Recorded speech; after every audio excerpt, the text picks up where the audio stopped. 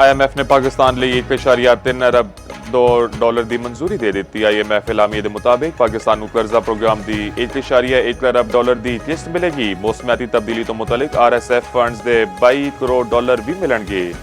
पाकिस्तान ने 37 महीने का मौजूदा कर्ज प्रोग्राम सितंबर 2024 में हासिल किया। पाकिस्तान को दोनों प्रोग्रामों में 4.8 अरब डॉलर मिल चुके। मशरक़ वस्ता तशद्दुद के बावजूद पाकिस्तान ने मुआशी अहदाफ हासिल किए।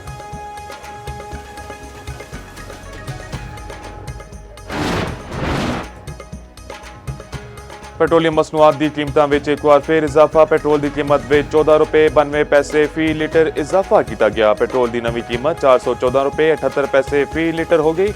हाई स्पीड डीजल की कीमत में 15 रुपए फी लीटर इजाफा। डीजल की नवी कीमत 414 रुपए 58 पैसे फी लीटर हो गई। पेट्रोल डलवाइए या बच्चों को खाना खुवाइए।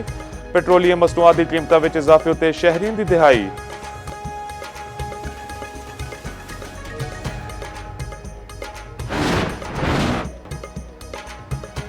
ईरान तो छेती जवाब की तवक्को है। ईरानी फौज खत्म हो गई है तो हुण वेखदे हो की करदे ने। अमरीकी सदर डोनाल्ड ट्रंप का रूस ते यूक्रेन विच 3 रोज़ा जंगबंदी का ऐलान। आखिया रूस ते यूक्रेन दे विचकार सीज़फायर होर बध सकता है। 1,000 कैदियों का तबादला भी होगा। यह चंगी गल है। दोवें मुल्क एक दूजे के लोग नहीं मारनगे। मैं 8 जंगा रुकवाइयां। रूस ते यूक्रेन जंग भी रुकवाना चाहता वां।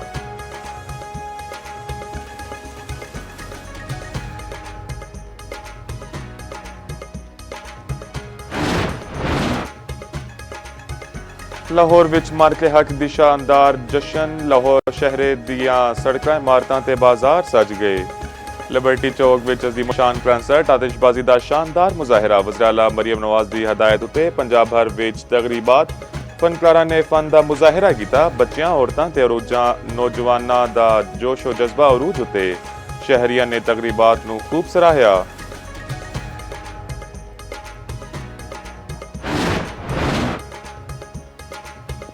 ढाका टेस्ट का अज दूजा दिहाड़। बांग्लादेश 301 रन 4 खिडारी आउट के नाल खेड अगे वधाएगा। नजमुल हसन शांतु 101, मोमिन अल हक दे 93 स्कोर्स। मुशफिकुर रहमान 48 रन के नाल क्रीज उत्ते मौजूद। मोहम्मद अब्बास, हसन अली, शहीन अफरीदी ते नुमान अली एक विकेट हासिल करने में कामयाब रहे।